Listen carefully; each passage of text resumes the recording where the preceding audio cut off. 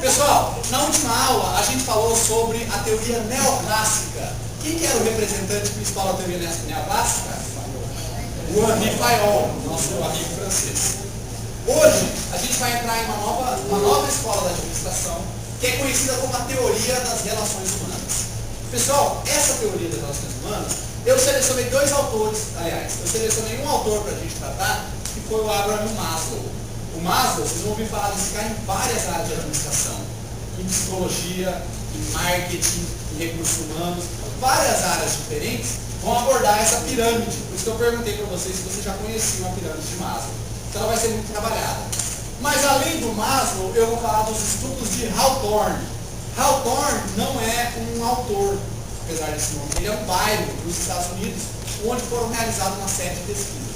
Então, na aula de hoje tem dois pontos importantes. A gente verificar as contribuições dos estudos de Hawthorne e entender um pouquinho mais sobre a teoria do Abraham Maslow. Então, vamos começar. Pessoal, os estudos de Hawthorne. Só para voltar um pouquinho, a gente vinha estudando as escolas de administração, a gente entrou na administração clássica, com o Taylor e o Ford, né, os dois principais autores na contribuição dessas escolas. E o Taylor e o Ford, eles defendiam muito, pessoal, o aspecto da produtividade. Lembra o Ford? Faça o carro de qualquer cor, contanto que seja preto. Por que isso? Porque a tinta preta secava mais rápido e custava mais barato. Então o foco dele era produtividade, produtividade, produtividade. Queria cada vez mais melhorar os resultados. E as empresas vinham nesse mesmo embalo. Só que chegou um momento, por volta da década de 30, década de 40, que eles perceberam que a produtividade estava diminuindo. Aliás, a produtividade continuava aumentando, mas ela começou a aumentar menos. E eles perceberam que houve uma desaceleração. A produtividade ainda aumentava, mas tinha algum fator em jogo que não estava permitindo que ela aumentasse mais. E aí foi com isso que, dentro de uma faculdade americana, começaram a desenvolver umas pesquisas. E essas pesquisas deram origem a uma área da psicologia chamada psicologia organizacional. Então foi nesse período, durante a teoria das relações humanas, que surgiu a psicologia organizacional. Inclusive, uma curiosidade, esse período foi muito importante para fazer a divisão entre a psicologia e a medicina. Até então, pessoal, a psicologia era uma área estudada pelo psiquiatra, que era o médico. A partir da psicologia organizacional, foi que começou essa distinção de falar, de ter a profissão de médico diferente da profissão de psiquiatra. Então, o que foram os estudos de Hawthorne? Pessoal, é uma história até de certa forma engraçada, porque houve uma confusão. Enquanto se fazia os estudos de Hawthorne, eles tinham um objetivo. Mas os resultados que saíram da pesquisa foram diferentes do que eles esperavam. Qual era a intenção inicial dos estudos de Hawthorne? Eles pegaram uma série de pesquisadores, entraram dentro das empresas para identificar o quê? Identificar de que forma que fatores externos influenciavam a produtividade. Então eles viram que o processo que eles tinham montado estava super eficiente, o trabalho estava extremamente dividido, as pessoas estavam especializadas. Lembra do nosso amigo Chaplin? Fazendo o mesmo trabalho repetitivo. Então tudo isso já estava muito bem desenhado e muito bem planejado, seguindo a linha de trabalho do Ford e do Taylor. Mas eles perceberam que houve essa diminuição e resolveram identificar quais eram os fatores externos que influenciavam a produtividade. E o primeiro fator que eles escolheram foi a iluminação. Então eles disseram o seguinte, a premissa básica, a proposta da pesquisa era o quê? Será que se eu alterar a iluminação do ambiente de trabalho, os meus trabalhadores vão produzir mais? Então, por exemplo, vamos dizer que a gente está numa iluminação aqui de 500 lumens. Estou supondo, tá? Eu não sei quanto é, mas vamos imaginar a iluminação de 500 lumens. E vocês estão produzindo, a gente está fabricando nossos sapatos. Será que se eu tirar de 500 lumens e colocar 1000 lumens, deixar bem mais claro, vocês vão produzir mais? Então, não se sabia, né? Essa era a premissa, essa era a proposta, e foram realizar essa pesquisa. Pessoal, como todo bom experimento científico, foram feitos dois grupos para que a análise pudesse acontecer. O primeiro grupo, eles chamavam de grupo de controle. O que era o grupo de controle? Pegava uma quantidade de trabalhadores ali dentro e mantinha eles trabalhando com 500 lumens. Então, vamos fazer um quadro para explicar um pouquinho como que funcionava o experimento. Então, vamos imaginar que eles tinham lá o grupo de controle tinha 10 funcionários lá dentro. Esses 10 funcionários eram mantidos sempre a 500 lumens. Mantinha sempre com a mesma iluminação. Então vamos dizer que a produtividade média era de 10 sapatos por hora. Então aqui, 10 sapatos por hora. Tá certo? Esse é o grupo de controle. Como que você faz para avaliar, pessoal? Como você faz um experimento científico para avaliar o impacto da iluminação? Você pega um grupo também de 10 pessoas, no mesmo ambiente, de mesmo tamanho, com o mesmo maquinário, com a mesma estrutura, com a mesma sala, e você varia o quê? Só a iluminação. Desta forma, se de repente aumentar a iluminação vai aumentar a produtividade, vai ficar fácil de você avaliar.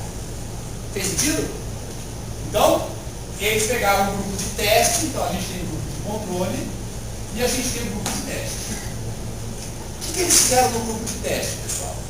Primeiro eles avaliaram a produtividade. Eles viram que a 500 lumens, eles também produziam 10 sapatos por hora. Mas falaram, vamos fazer o seguinte, vamos fazer um teste.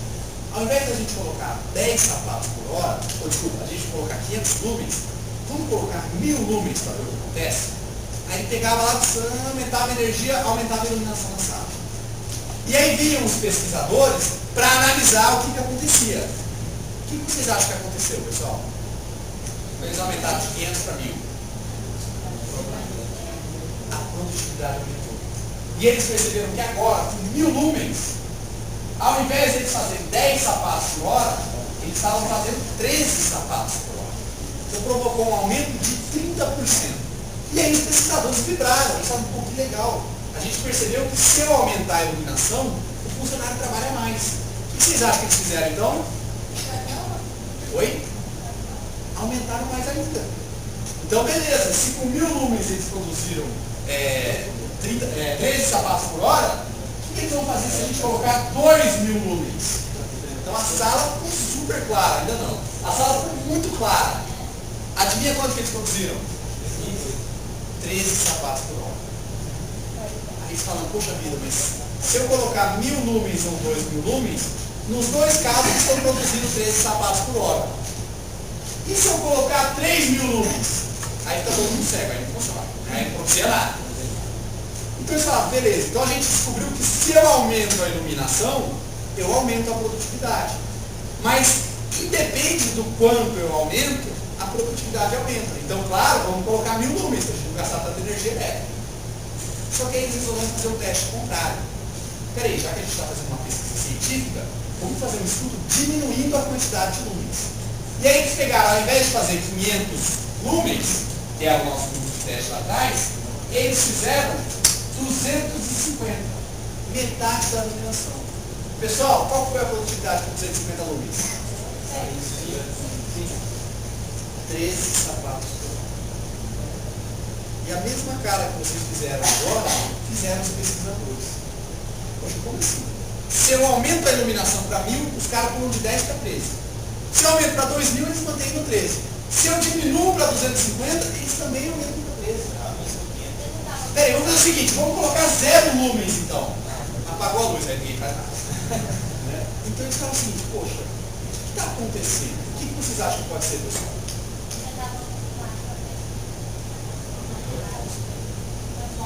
Não, porque eles faziam com grupos diferentes e ainda assim tinha esse mesmo resultado. Aumentava a luz, produzia mais. Diminuía a luz, produzia mais também. E aí eles ficaram complexos, eles foram pesquisando para descobrir o que estava acontecendo. Sabe o que eles descobriram, pessoal? Que na verdade o que estava provocando o aumento da produtividade não era a iluminação, nem para cima, nem para baixo. Era a presença do supervisor. Porque quando eles faziam essas mudanças de iluminação, vinha o pessoal investigar o trabalho deles. E ficava aquele cara ali do lado observando o trabalho, vendo a produtividade, anotando as diferenças. E o que acontecia? A presença desse pesquisador forçava que o cara produzisse mais. Ele se sentia na responsabilidade de fabricar mais, com mais resultado. Por quê? Porque ele sabia que estava sendo testado. Então os pesquisadores começaram com o trabalho achando que o assunto era a iluminação e descobriram que, na verdade, o que influenciava era a presença daquela pessoa. Esse é um exemplo histórico da década de 40. Vou contar um exemplo bem mais próximo para vocês. Pessoal, imagine que você trabalha numa empresa, lá no trabalho de vocês, e você tem uma sala só para você. Na sua sala você tem um computador, esse computador está conectado à internet. Então imagina essa situação. Eu não sei se vocês conhecem, existe um site de relacionamento chamado Orkut, alguém já ouviu falar? Já acessaram? Então imagina, pessoal, se vocês estivessem com essa sala só de vocês, o quanto de tempo vocês iriam acessar o Orkut. Aí cada um faz sua própria conta. Agora, gente, imagina que você tem uma sala, mas nessa sala trabalham você e seu chefe. E a mesa do seu chefe está localizada imediatamente atrás da sua mesa. Quanto tempo vocês vão ficar no Orkut? Não, tem aquela hora que o chefe vai no banheiro, né? Quem é rápido no teclado consegue fazer o login. Então, pessoal, vocês acham que existe uma influência na nossa produtividade, das outras pessoas? Então, as pesquisas de Hawthorne estão dentro da teoria de relações. As pesquisas de Hawthorne estão dentro da teoria de relações humanas porque eles perceberam que o que influenciava a produtividade do grupo não era necessariamente um aspecto físico. E eles testaram iluminação, eles testaram temperatura, organização da disposição das mesas. E eles perceberam que o mais importante era a presença das outras pessoas. Por isso que essa teoria é chamada de relações humanas. Porque ela estudou, pessoal, e definiu que a produtividade era influenciada pelo grupo de trabalho. Dependendo de quem eram as pessoas dentro do grupo, o seu trabalho rendia mais. Pessoal, eu não sei se vocês já observaram, mas normalmente quando a gente faz um trabalho que as pessoas que estão trabalhando com a gente são pessoas que a gente não conhece, ou são pessoas com quem a gente não tem um bom relacionamento, o trabalho tem uma produtividade. Agora, quando você trabalha num grupo onde você conhece as pessoas, onde você já tem algum grau de intimidade com as pessoas, o trabalho tende a render muito melhor. Porque você se relaciona melhor, porque vocês se ajudam, um coopera com o outro. Então, o que acontece? Essa escola foi a primeira a dizer, lembra que o Taylor falava? O ser humano era um robô. O ser humano era o seguinte, você tem que produzir 13 sapatos por hora, estou produzindo 12, então tira você e vamos colocar um por 13. Então ele olhava para o ser humano como um pedaço de uma máquina. Agora não. Agora a gente está falando que cada ser humano é diferente, é tratado como indivíduo e que as características do comportamento dele influenciam a produtividade dele também. Então a teoria de relações humanas, ela abriu as portas para a importância de se analisar o indivíduo, a importância das pessoas nas organizações. Então por isso que ela é uma teoria muito importante historicamente. Pessoal, a partir desse conceito da teoria das relações humanas, surgiu uma área de pesquisa na administração chamada de motivação. Então, aqui eu vou falar para vocês esse autor, ele é o Abraham Maslow. E o Abraham Maslow, a gente conhece, ele chama mais como Maslow, tá? Ele desenvolveu um método de você analisar a motivação dos funcionários. E ele criou essa pirâmide. Queria que vocês escrevessem aí embaixo. É a pirâmide da hierarquia. Pirâmide da hierarquia de necessidades.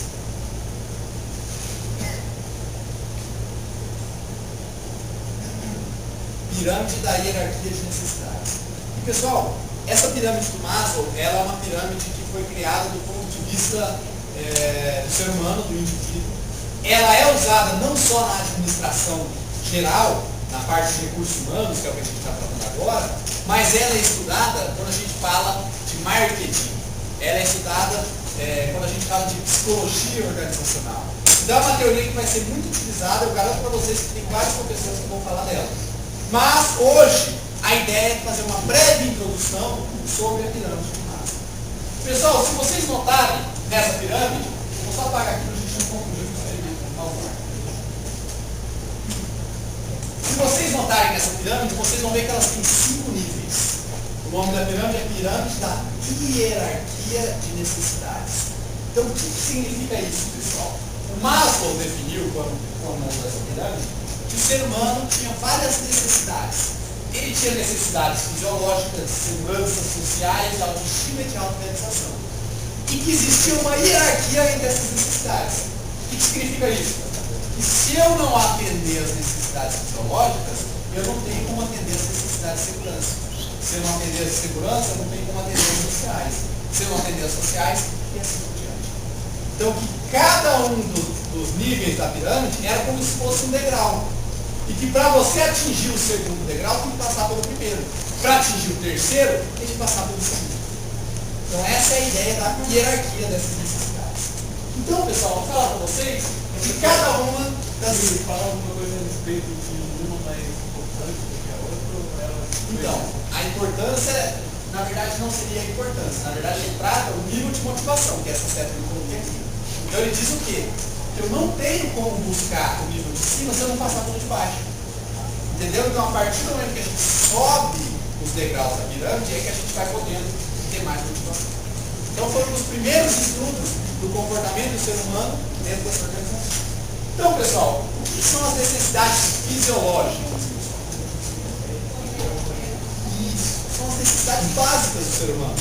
Comer, né? Então se alimentar, descansar. Se a gente não estiver descansado, você acha que a gente trabalha bem? Se a gente não estiver alimentado, você acha que a gente trabalha bem? Não. Tem uma outra necessidade também que não é muito agradável, assim, mas se a gente não tiver essa necessidade realizada, a gente também não tem trabalho. Até um caso interessante, pessoal, que tem a ver com a primeira necessidade, é que no Japão, eu não sei se vocês sabem, mas nas indústrias do Japão, você tem uma certa quantidade de vezes que você pode ir ao banheiro no dia. Então isso é controlado, a hora que você pode sair, quanto tempo você pode demorar e o número que você tem que fazer. Então tudo isso é controlado. Então assim, isso é baseado na visão da administração científica, né, de produtividade. Você perde tempo indo até o banheiro, voltando, ficando lá dentro. Mas dentro da teoria do Maslow, ele falava da importância da gente atender todas essas necessidades fisiológicas. E que não tinha como um ser humano estar motivado a realizar um trabalho se ele não atendesse essas necessidades mais básicas. Então as necessidades fisiológicas são as necessidades do corpo. Para que a gente possa existir, a gente tem que abastecer essas necessidades. Pessoal, uma vez que a gente tenha as necessidades fisiológicas satisfeitas, aí a gente pode passar para o próximo degrau na hierarquia. Aí a gente pode atender as nossas necessidades de segurança. Pessoal, as necessidades de segurança, esse é um nome bem antigo, essa é uma teoria bem antiga também. Mas a segurança está relacionada de alguma forma com a estabilidade. Então, ele dizia que o cara que está trabalhando dentro de uma empresa, ele tem que ter algum tipo de certeza sobre a estabilidade dentro do trabalho. Lembra lá no Charlie Chaplin? Era todo dia procurando emprego. Terminou o dia, recebe o salário, no próximo dia tem que procurar um emprego de novo. E ele não tinha garantia nenhuma que ele ia estar trabalhando naquele outro dia. Então o ser humano precisa de estabilidade. Algumas pessoas mais, outras pessoas menos, mas via de regra ele precisa ser estável no seu trabalho. Tá? Além de estabilidade, envolve também a segurança. Então você tem que trabalhar, por exemplo, imagina os funcionários trabalham na construção de um prédio. O prédio vai ter 27 andares. Né? Imagina, o funcionário ele tem que estar seguro de que ele não vai morrer no próximo passo que ele der. Então é importante que a empresa crie um ambiente onde o funcionário possa satisfazer as suas necessidades de estabilidade e também as suas necessidades de segurança. Aí, pessoal, depois que ele atendeu as necessidades básicas fisiológicas, atendeu as necessidades de segurança e estabilidade, vem as necessidades sociais. Pessoal, se diz há muito tempo que o ser humano é um ser social. Ou seja, o ser humano depende da interação com outras pessoas. Algumas pessoas dependem menos, outras pessoas dependem mais. E tem gente que não vive sem interação social.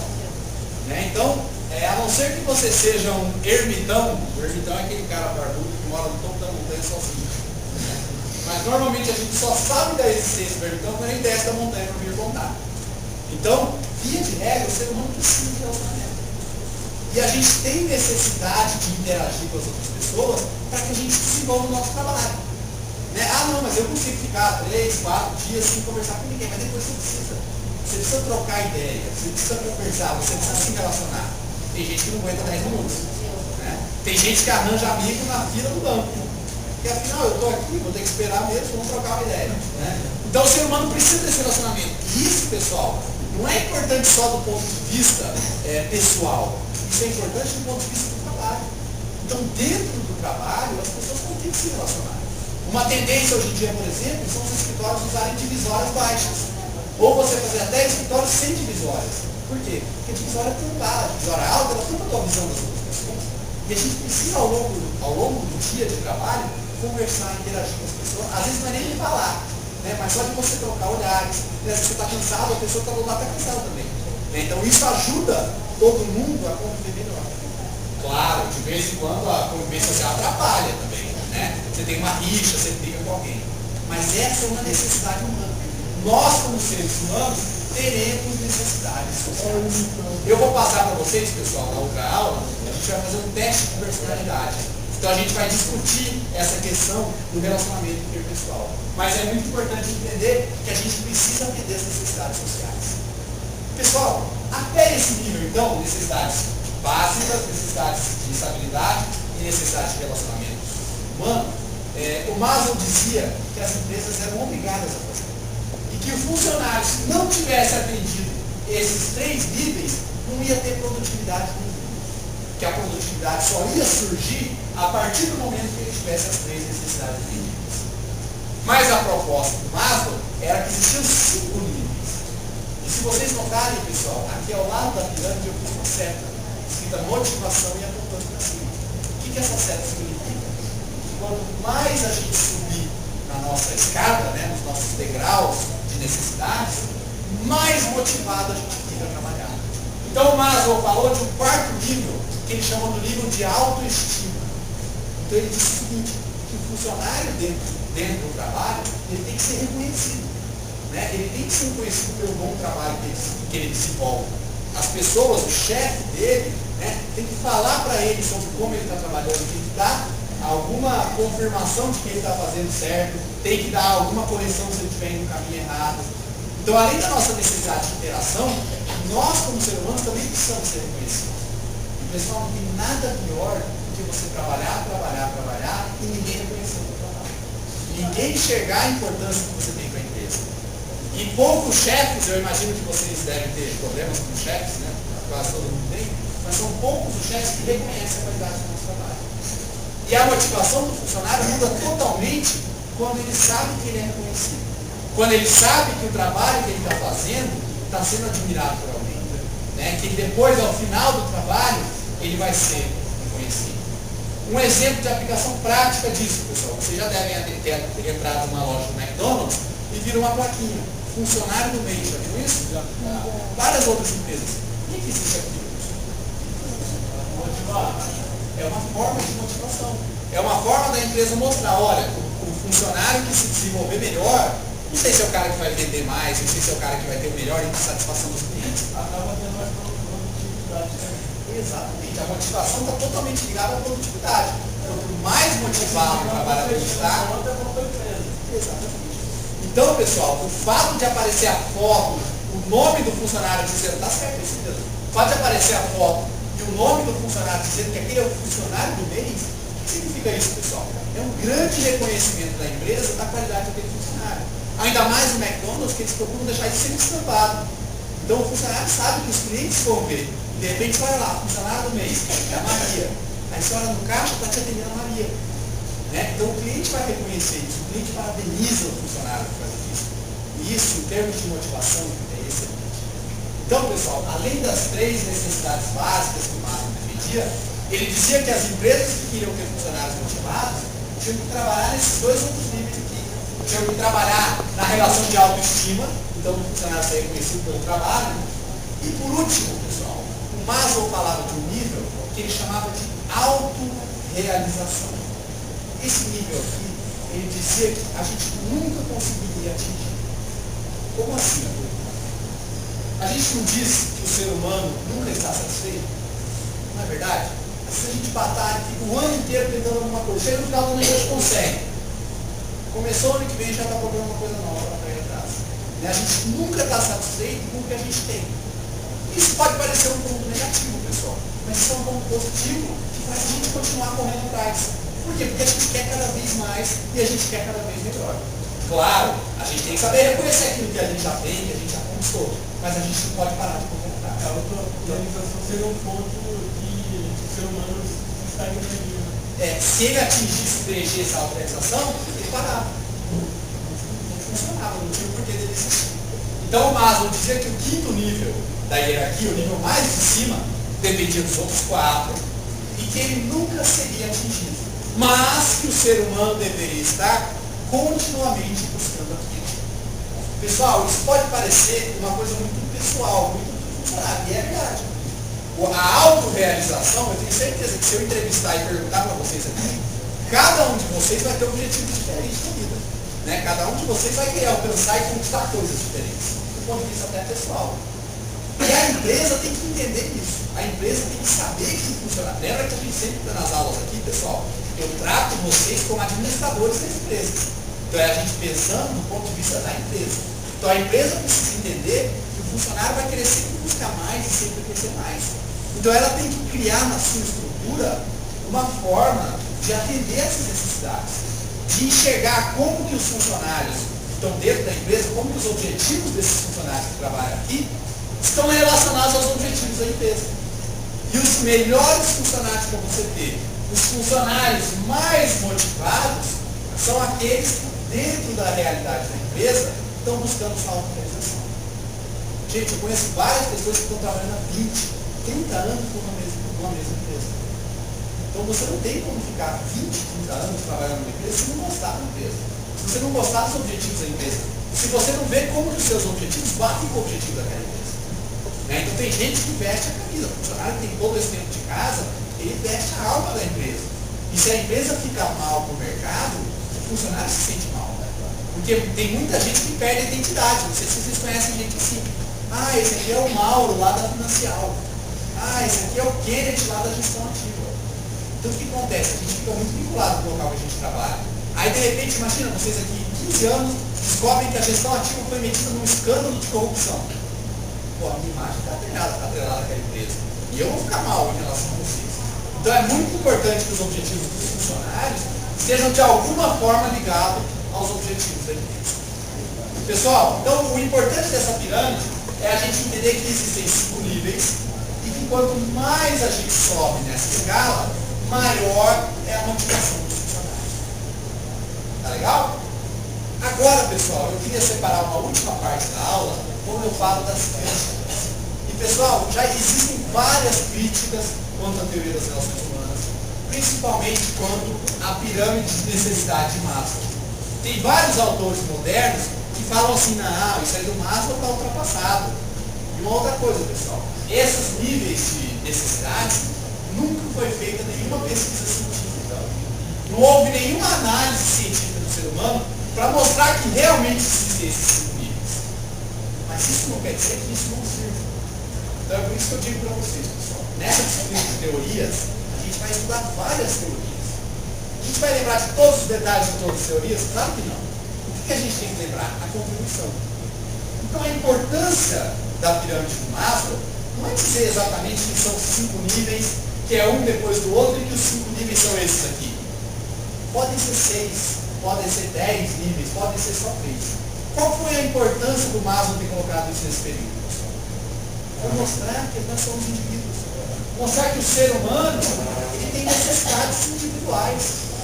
E mostrar principalmente, pessoal, essa seta aqui. Que quanto mais o ser humano tem as suas necessidades satisfeitas, mais motivado ele vai estar. Então, é isso que eu quero que vocês guardem em relação à teoria, a respeito da teoria das relações humanas.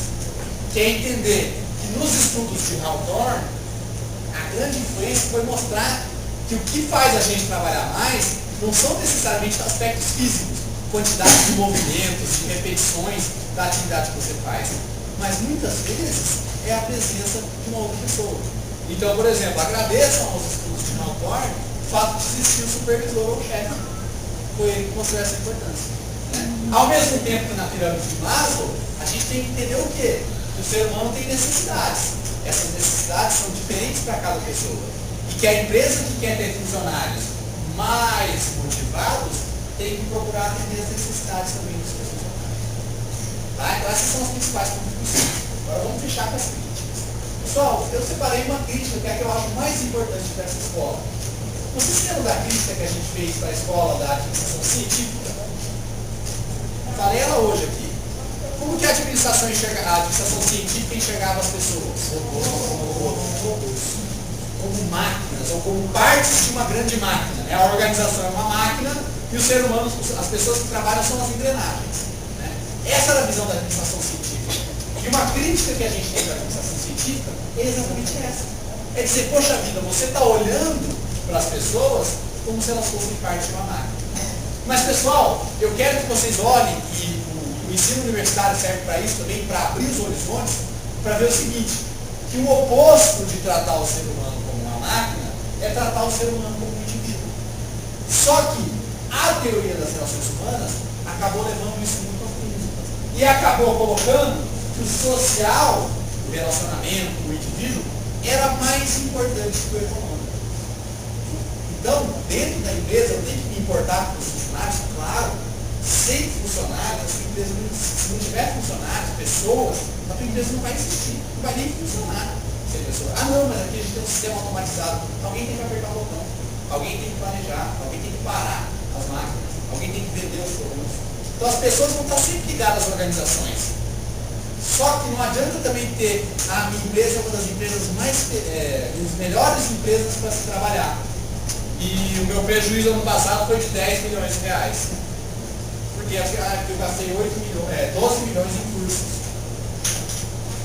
Então a gente tem que saber avaliar até que ponto esse aspecto social de tratar cada um com individualidade está relacionado ao aspecto econômico. A proposta do Maslow é aumentar a motivação de cada funcionário, para aumentar a produtividade, para aumentar os resultados. Então, se você olhar só para o aspecto social, como foi feito no estudo de Rapport, você esquece o aspecto econômico. Então, pessoal, um contraponto que eu gostaria de fazer. A administração científica bateu de frente com a teoria das relações humanas. E durante a época houve vários debates, várias discussões, os psicólogos organizacionais contra os engenheiros de produção, até porque a administração estava surgindo, né? Debatendo sobre qual era o caminho correto. Era olhar para a produtividade ou era olhar para o social? Eu jogo essa pergunta para vocês, pessoal. Hoje em dia, vamos falar de moderna, vamos na década de 40. Hoje em dia, na administração moderna, é mais importante cuidar do social ou da produtividade? Os dois. O importante é entender que deve haver um equilíbrio e que a gente deve tratar dos dois assuntos. Certo?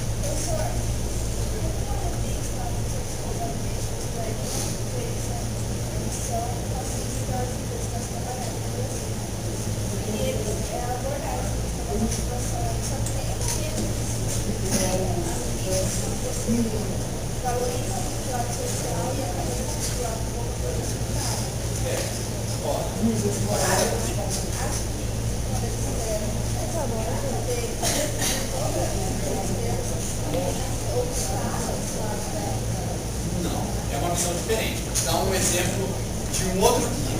Pessoal, ela comentou então que a revista Exame, a revista Você S.A.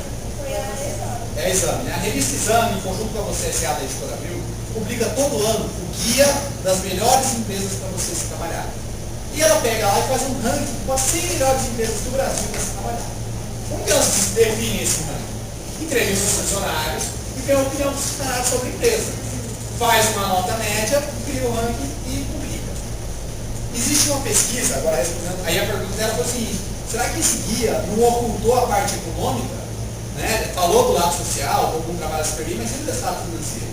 A Exame também publica todo ano o guia das 100 maiores empresas do Brasil. Desculpa, das 500 maiores empresas do Brasil. Sabe o que eles fizeram? Pegaram o faturamento médio das 500 maiores empresas do Brasil e compararam com o faturamento médio das 100 melhores empresas para se trabalhar. O que vocês acham que eles descobriram?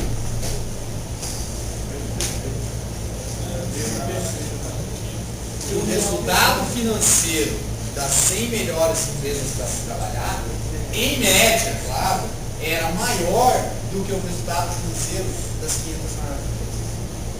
Ou seja, existe realmente uma relação do aspecto social de qualidade de vida do trabalhador com o resultado financeiro. Entendeu? Então já foi feita, essa tua pergunta já foi feita, já foi lançada, e eles fizeram esse estudo para responder. Para dizer, olha só, a gente se preocupa com o ser humano, etc., mas o nosso lucro é maior. O lucro da empresa que se preocupa mais com o funcionário é maior do que o lucro das empresas em geral. Então é uma pesquisa muito bacana. E, gente, lembrem-se daquilo. Vocês podem achar que a maior parte das empresas está sendo bem administrada, mas o cenário não é isso, o cenário é o oposto. As empresas estão muito mal administradas. E é por isso que a gente tem tanta gente estudando administração e tantas pessoas se formando em administração. Porque é nosso papel melhorar e profissionalizar essa gestão. É o nosso papel explicar para os donos das empresas, para os acionistas, a importância que é fazer um treinamento para o funcionário, a importância que é realizar uma pesquisa de clima organizacional. Todas essas ferramentas surgiram a partir dessa época. Eu tenho. Eu aplico boa parte do que eu passo para vocês, que eu vejo como evolução, eu aplico. Eu sou o dono da empresa. Além de dono, sou o diretor da empresa. E eu procuro tudo que eu falo para vocês, de planejamento, organização, execução, controle, pesquisa de clima organizacional, eu aplico ou na minha empresa ou nas empresas que eu já trabalhei. Nas empresas que eu trabalhei, eu tinha uma série de barreiras, porque nem sempre dependia de mim e nem sempre a empresa queria bancar o custo. Porque eu também não estou falando de coisas fáceis. Ela não está fazendo treinamento. Você vai fazer um treinamento para funcionário, vai gastar R$800, R$1.000 por funcionário. Então o empresário tem que ter visão de longo prazo. O empresário tem que investir nos funcionários que também investem na empresa. Os funcionários que suam a camisa, dos funcionários que querem uma ideia da empresa. O retorno não é imediato, é também a médio e longo prazo. Sempre a longo prazo, com certeza. O grande problema é esse, eu vou investir R$800 para amanhã, não. A médio e longo prazo. Esse teu funcionário, ele sempre vai gastar 24 meses. Tendo isso, ele tem que sair da sua empresa. Então, na verdade, não é que o empresário está fazendo. Não é que o empresário é malvado e não quer motivar o funcionário. Mas é que ele enxerga essa realidade. Ele sabe que às vezes o funcionário que está ali dentro não está lidando com ele mesmo. Essa é outra questão. Tem muito empresário que fala, poxa vida, eu treinei o funcionário, a hora que o cara ficou fera, o concorrente